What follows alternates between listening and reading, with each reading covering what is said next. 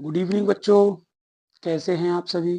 उम्मीद करता हूँ कि आप सभी लोग अच्छे होंगे और अपनी पढ़ाई को अच्छे से कर रहे होंगे। लेकिन फिर भी हमने आपके लिए चैप्टर 1 से स्टार्टिंग की है। आज हम स्टार्ट करने जा रहे हैं चैप्टर 1 और इसमें सीखेंगे किस तरीके से आपके जो टॉपिक्स हैं वो हम कवर करने वाले हैं। और आप लोग इस वीडियो के माध्यम से जो चीज़ें आपकी कहीं रह गई होंगी तो वो भी आपको क्लियर हो जाएंगी। अभी तक अगर आप लोगों ने ध्यान से चीज़ें नहीं पढ़ी होंगी तो डेफिनेटली आप इस वीडियो से वो सारी चीज़ें गेन करने वाले हैं, क्योंकि अब आपके एग्ज़ाम्स की घड़ी नज़दीक है और आपको भी अपनी कमर कस लेनी चाहिए। मैं मानता हूँ कि बच्चे मोस्टली ज़्यादातर इस भ्रम में होते हैं कि चलिए लास्ट टाइम तैयारी कर लेंगे, ठीक है, अभी थोड़ा सा टाइम है हमारे पास तो बाद में हम पढ़ाई कर लेंगे। लेकिन ऐसा नहीं होता है बच्चों। हमें एक अपनी रणनीति और स्ट्रैटेजी स्टार्टिंग से ही बना के चलनी पड़ती है और उसी के अनुसार चीज़ें करनी होती हैं। चलिए, तो आप लोगों को आज हम पढ़ाने जा रहे हैं चैप्टर 1 इलेक्ट्रोस्टैटिक्स का। चैप्टर 1 आपका इलेक्ट्रिक चार्जेस एंड फील्ड्स। इसमें हम बात करेंगे आपके चैप्टर 1 से रिलेटेड जितने भी टॉपिक हैं उनको हम यहाँ कवर करेंगे और साथ ही उनके लगाएंगे questions. Mostly previous year questions पर हमारा फोकस होगा। जो भी पिछले साल में आपसे क्वेश्चंस पूछे गए हैं बोर्ड एग्जाम के अंदर, वही क्वेश्चंस हम यहाँ पर सॉल्व करने वाले हैं। और बाकी अभी हमें कुछ कॉन्सेप्ट्स क्लियर करने होंगे क्वेश्चंस लगाने से पहले, तो वो हम अभी शुरू करते हैं। चलिए बच्चों, देरी ना करते हुए अपने कॉन्सेप्ट्स को क्लियर करें। यहाँ पर सबसे पहले अगर हम बात करते हैं, जो चैप्टर है आपका इलेक्ट्रिक चार्जेस एंड फील्ड्स, इस चैप्टर को हमने कवर किया है यूनिट 1 से। और जैसा कि मैंने अपनी एक पिछली जो वीडियो आपको शेयर की है उसमें बताया है कि लास्ट 18 डेज का समय रह गया है, तो उसके अकॉर्डिंग आपकी जो स्ट्रेटजी है वो किस तरह की होनी चाहिए, तो ये भी आपको ध्यान रखना है। तो सबसे पहले हम फोकस्ड करते हैं इसके कुछ स्टार्टिंग के पॉइंट्स पर। जैसा कि इस चैप्टर के अंदर सबसे पहले हम चार्ज के बारे में सीखेंगे, क्योंकि मेन हमें यहाँ चार्जिंग से रिलेटेड चीज़ें सीखनी है। और सबसे पहले आप चार्ज क्या होता है ये जानेंगे। चार्ज बच्चों एक प्रॉपर्टी है किसी भी ऑब्जेक्ट के लिए जिसकी वजह से वो ऑब्जेक्ट को अट्रैक्ट करता है या फिर उसको रिपील करता है। तो आप ये समझ सकते हैं कि चार्ज किसी भी ऑब्जेक्ट की वो प्रॉपर्टी होती है जिसकी वजह से वो किसी दूसरी ऑब्जेक्ट को जो उसके पास आप रखते हैं या उसके पास कोई ऑब्जेक्ट आती है तो उसे या तो वो रिपेल कर लेगा या फिर अट्रैक्ट कर लेगा। ठीक है, तो इसी क्रम में हम आगे बढ़ेंगे और ये देखते हैं इसकी डेफिनेशंस क्या होने वाली है। It is the property of any object by virtue of which it attracts and repel another objects। तो बच्चों या तो वो किसी दूसरी ऑब्जेक्ट्स को रिपेल या अट्रैक्ट कर सकता है। अब हम ये कंसिडर करेंगे कि उस ऑब्जेक्ट के ऊपर कोई ना कोई चार्ज जरूर होगा। अब यहाँ पर अगर हम बात करें चार्ज की SI यूनिट की, SI unit of charge is coulomb and denoted by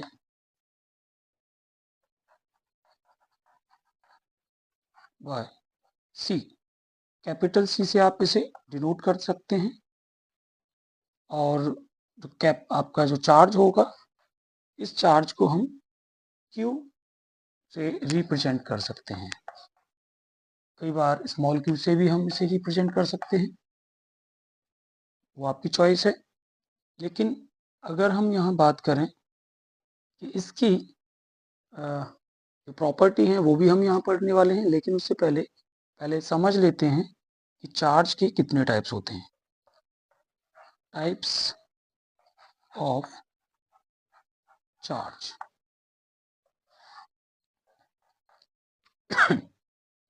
यहाँ पर आपका फर्स्ट पॉजिटिव चार्ज होगा एंड सेकंड नेगेटिव चार्ज होगा।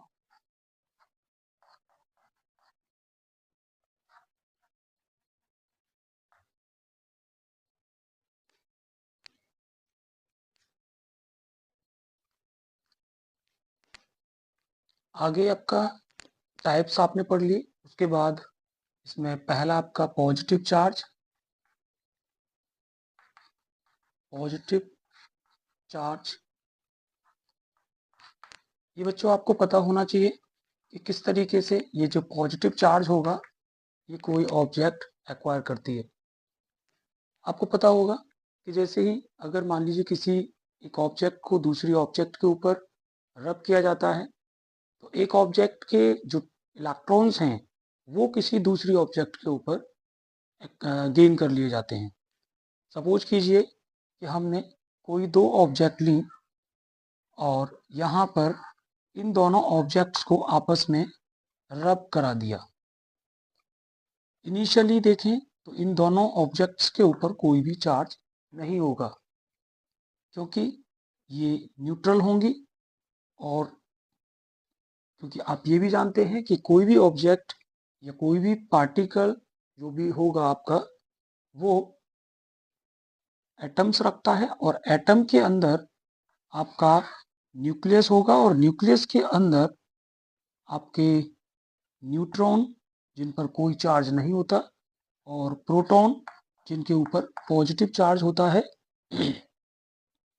और जो इलेक्ट्रॉन्स होते हैं ये काफ़ी लाइट वेटेड होते हैं और आपके एटम के अंदर आउटर मोस्ट सेल्स के अंदर रिवॉल्व करते रहते हैं। तो इस तरीके से आप समझ सकते हैं कि इलेक्ट्रॉन जो होंगे वो नेगेटिव चार्ज पजेस करेंगे एंड पॉजिटिव चार्ज पजेस करेंगे आपके प्रोटॉन्स एंड न्यूट्रॉन्स पे कोई चार्ज नहीं होगा। तो इसी तरीके से आप समझ सकते हैं कि इनिशियली अगर हम कोई दो ऑब्जेक्ट्स लेते हैं तो वो आपस में रब करने पर ही इलेक्ट्रॉन्स का ट्रांसफर करेंगे।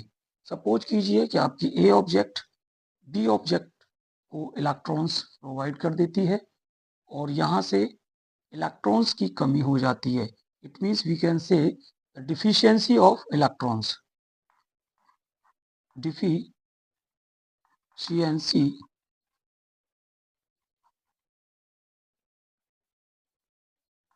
डिफिशियंसी ऑफ इलेक्ट्रॉन्स,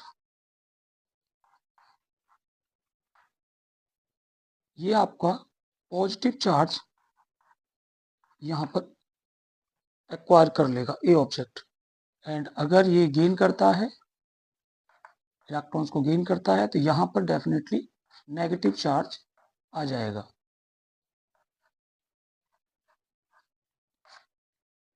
तो इस तरीके से आप समझ सकते हैं कि जो इलेक्ट्रॉन्स को लूज कर रहा है या उसमें डिफिशियंसी हो रही है इलेक्ट्रॉन्स की, तो उसके ऊपर पॉजिटिव चार्ज एक्वायर होंगे और जो ऑब्जेक्ट इलेक्ट्रॉन्स को गेन कर रही है उसके ऊपर नेगेटिव चार्ज एक्वायर हो जाएगा।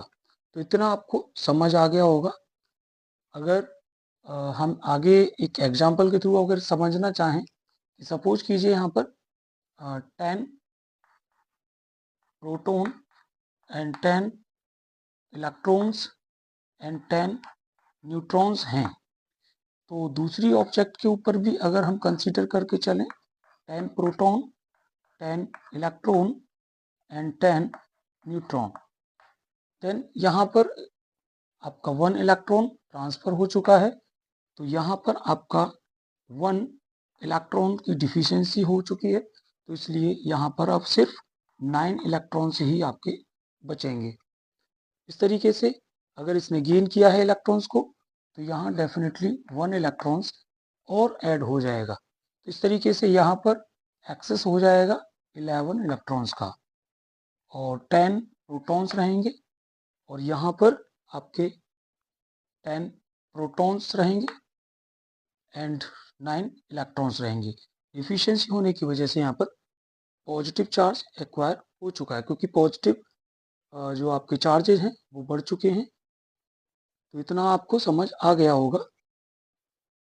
आप चाहें तो कोई स्क्रीनशॉट वगैरह ले सकते हैं, और मैं उम्मीद करता हूँ कि आपको चीज़ें समझ आ रही होंगी।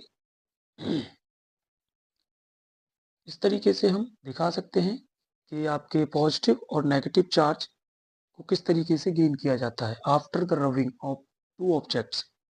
तो नेगेटिव चार्ज की भी अगर हम बात करें तो यहाँ पर आपको चीज़ें क्लियर हो गई होंगी कि जो ऑब्जेक्ट आपकी इलेक्ट्रॉन्स को एक्सेप्ट कर रही है वो नेगेटिवली चार्ज हो जाती है। तो यहाँ पर हम बात कर चुके हैं नेगेटिव चार्ज आपका किस तरीके से एक्वायर करेगा ऑब्जेक्ट। नेक्स्ट हम बात करेंगे कि किस तरीके से आपको चीज़ें और आगे कैरी फॉरवर्ड करनी है और इनकी प्रॉपर्टीज को समझना है, क्योंकि जब तक आप चार्ज की प्रॉपर्टी नहीं समझेंगे चीज़ें आपकी क्लियर नहीं होंगी।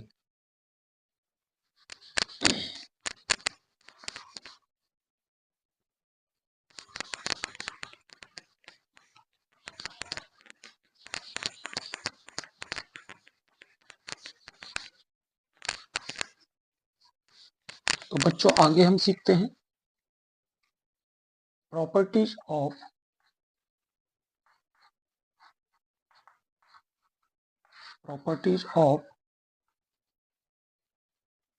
चार्ज।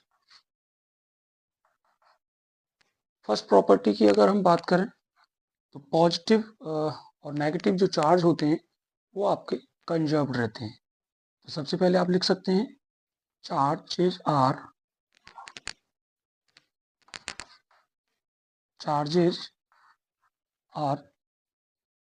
कंजर्व्ड। ना ही हम चार्जेस को क्रिएट कर सकते हैं और ना ही उन्हें डिस्ट्रॉय कर सकते हैं।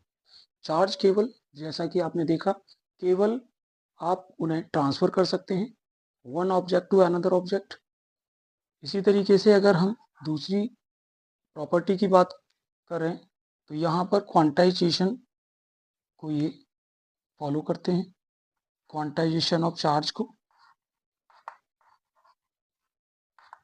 Quantisation of charge.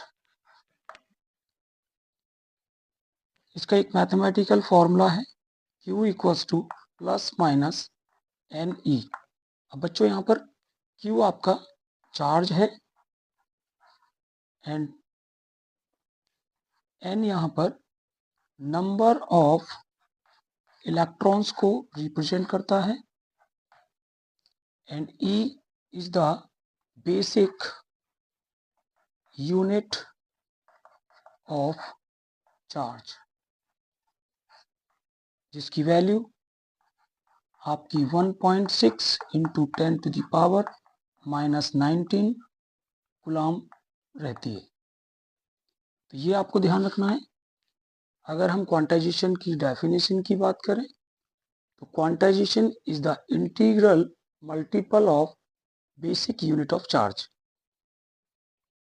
आपका इंटीजर्स जो होंगे, यानी कि जो नंबर इंटीजर्स होते हैं वो पॉजिटिव और नेगेटिव वैल्यू रखते हैं। तो इस तरीके से आप इसकी डेफिनेशन बता सकते हैं। और अगर आपको नंबर ऑफ इलेक्ट्रॉन्स निकालने हो तो उसके लिए आप इस क्वांटाइजेशन वाले फॉर्मूले का यूज करके कर सकते हैं। जैसा कि मैं आपको अगर कहता हूं कि आपको 1 कूलाम ऑफ चार्ज के अंदर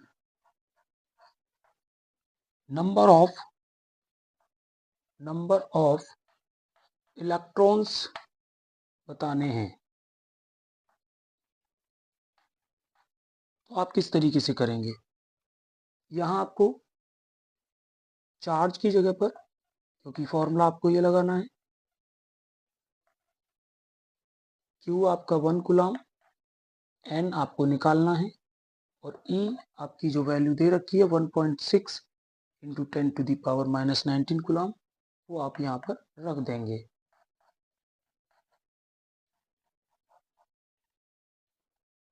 (10⁻⁻19 कूलाम, कूलाम से कूलाम आपका कट जाएगा और N की वैल्यू आपको फाइंड आउट करनी है। तो आप 1 को यहाँ पर 1.6 इंटू 10⁻⁻19 से डिवाइड कर सकते हैं। पॉइंट हटाकर आप 0 लगा लेंगे और 10⁻⁻19 को ऊपर ले जाएंगे, तो यहाँ पर आपका 10 इंटू 10⁻⁻19 हो जाएगा और नीचे आपका 16 बचता है। अब बच्चों आप यहाँ पर ये भी लिख सकते हैं, 2 से कट कर लीजिए, 2 5 जा 10 एंड 2 8 जा 16। अगेन अगर आपको ये 5 को डिवाइड करना है तो आप यहाँ पर डिवाइड कर सकते हैं। मैं यहाँ डिवाइड कर लेता हूँ। 5 को अगर आप डिवाइड करेंगे तो आपको 0 पॉइंट और यहाँ पर 0 बढ़ाना होगा। इसके बाद आप 8 6 जा 48 एंड यहाँ पर 2 एंड देन 0 एंड 8 2 जा 16। अगेन 4 रिमाइंडर बचेगा एंड यहाँ पर 0 बढ़ाने के बाद 8 5 जा 40। इस तरीके से आपकी जो वैल्यू है वो 0.625 निकल के आ जाती है। तो या तो आप इतना छोड़ सकते हैं 0.625 इंटू 10⁻19, ये आपकी n की वैल्यू हो जाएगी। ये आपकी n की वैल्यू हो जाएगी बच्चों। इस तरीके से आप बता सकते हैं कि आपके 1 कूलाम ऑफ चार्ज के अंदर नंबर ऑफ इलेक्ट्रॉन्स जो होंगे वो 0.625 इंटू 10⁻19 होंगे। आई होप आपने ये समझ लिया होगा और आप स्क्रीनशॉट ले सकते हैं चाहें तो। और आगे का जो प्रोसेस है हम आपको और बताने वाले हैं।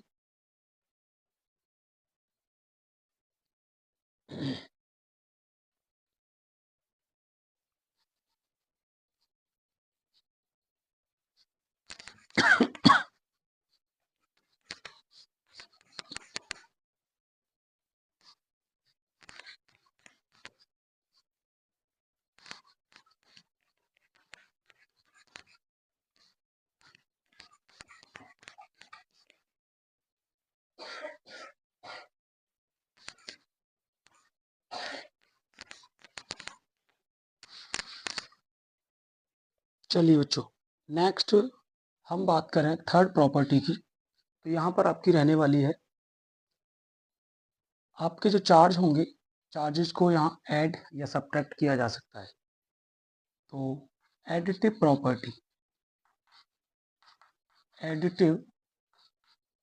प्रॉपर्टी होती है चार्जेस की।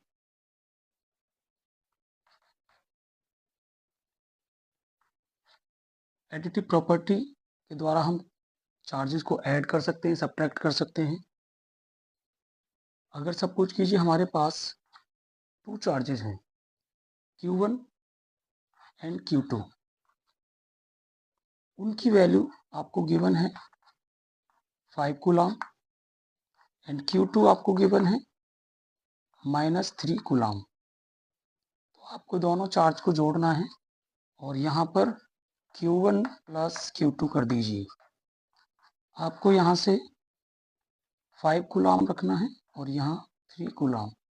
तो आपका जो नेट चार्ज बचेगा वो यहाँ पर 2 कूलम बचेगा। तो इस तरीके से आप एडिटिव प्रॉपर्टी दिखा सकते हैं।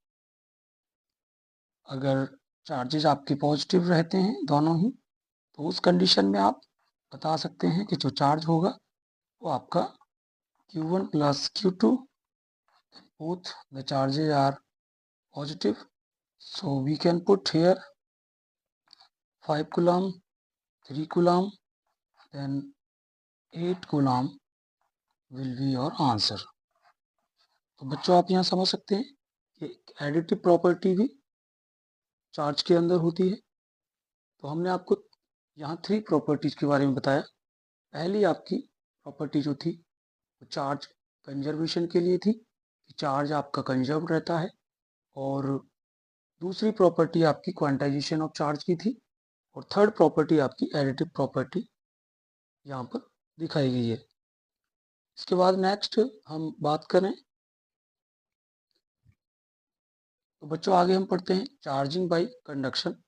किस तरीके से ऑब्जेक्ट को चार्ज किया जाता है। जैसा कि आप देख रहे हैं यहाँ पर, अगर हम एक ऑब्जेक्ट ले लें और यहाँ पर इस ऑब्जेक्ट को हमें चार्ज करना है, तो इसके पास, इसके कांटेक्ट में हम कोई भी चार्ज ऑब्जेक्ट लेकर आएंगे। सपोज कीजिए हमने पॉजिटिव चार्ज की कोई ऑब्जेक्ट इसके संपर्क में, इसके टच में रखते हैं, तो ये ऑब्जेक्ट पॉजिटिवली चार्ज हो जाती है। ठीक है। और नेक्स्ट आपका रहता है चार्जिंग बाय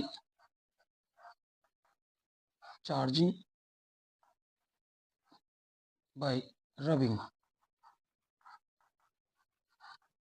रब करके भी आप एक ऑब्जेक्ट को चार्ज कर सकते हैं। अगर आपने कोई 2 ऑब्जेक्ट लिए हैं और इन दोनों ऑब्जेक्ट्स को आपस में रब कराना है आपको, तो रब कराने पर क्या होगा बच्चों, यहाँ पर ये ऑब्जेक्ट आपकी चार्ज हो जाएंगी, क्योंकि एक से इलेक्ट्रॉन्स निकलकर दूसरी ऑब्जेक्ट पर पहुंचेंगे और वो चार्ज हो जाएगी। इसमें डिफिशियंसी हुई इलेक्ट्रॉन्स की,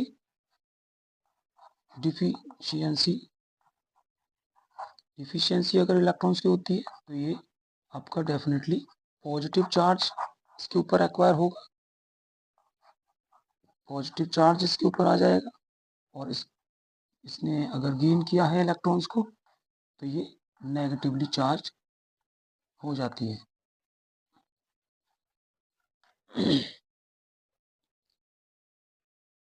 नेक्स्ट आपका आता है चार्जिंग बाय इंडक्शन।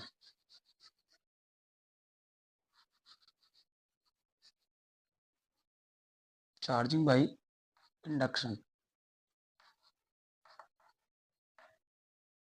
अगर हम कोई ऑब्जेक्ट लेते हैं और इस ऑब्जेक्ट को हमें चार्ज करना है, तो अब इसके संपर्क में हम ऑब्जेक्ट को प्लेस नहीं कराएंगे। जो भी हम चार्ज कोई रॉड लेकर आ रहे हैं, तो यहाँ पर अगर आप इसके पास नेगेटिवली चार्ज्ड कोई ऑब्जेक्ट लेकर आते हैं, तो बच्चों होगा क्या कि इसके जो इलेक्ट्रॉन्स हैं अब वो शिफ्ट होना स्टार्ट हो जाएंगे, और पॉजिटिवली चार्ज्ड जो आपके पॉजिटिव प्रोटॉन्स हैं वो एक तरफ शिफ्ट हो जाएंगे और इलेक्ट्रॉन्स आपके एक तरफ शिफ्ट हो जाएंगे। तो इस तरीके से यहाँ पर चार्जिंग देखने को मिलेगी, और इन नेगेटिव इलेक्ट्रॉन्स को हम, या नेगेटिव चार्ज को हम कह सकते हैं कि अर्थ के अंदर शिफ्ट कर दिया जाएगा, ट्रांसफ़र कर दिया जाएगा, जिससे ये ऑब्जेक्ट पूरी तरह से आपकी पॉजिटिवली चार्ज हो जाती है।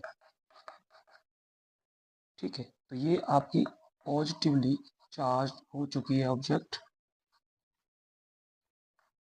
ठीक है बच्चों, इस तरह से आप चार्जिंग कर सकते हैं इंडक्शन के थ्रू। और नेक्स्ट आपका आता है अब कूलॉम्स लॉ। तो बच्चों हम कूलॉम्स लॉ पढ़ने जा रहे हैं। अभी हम जर्नल वे में पढ़ेंगे कूलॉम्स लॉ को, और फिर बाद में Coulomb's law in vector form पढ़ने वाले हैं।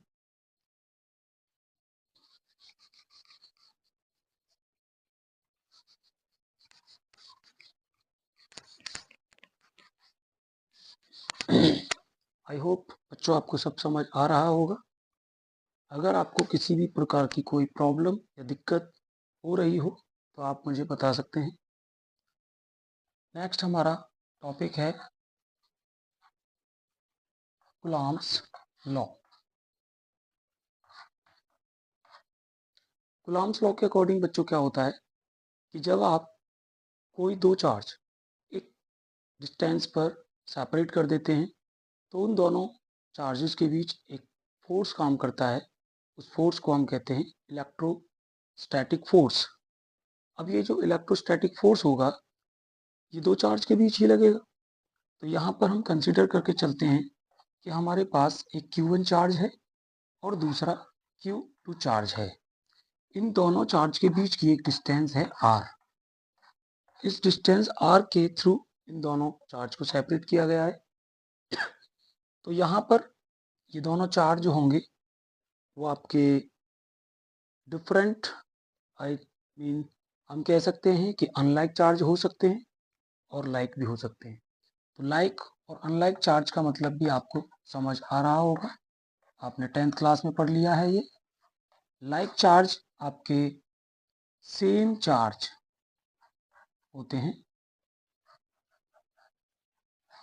जिनमें आपका positive positive and negative negative charge हो सकता है।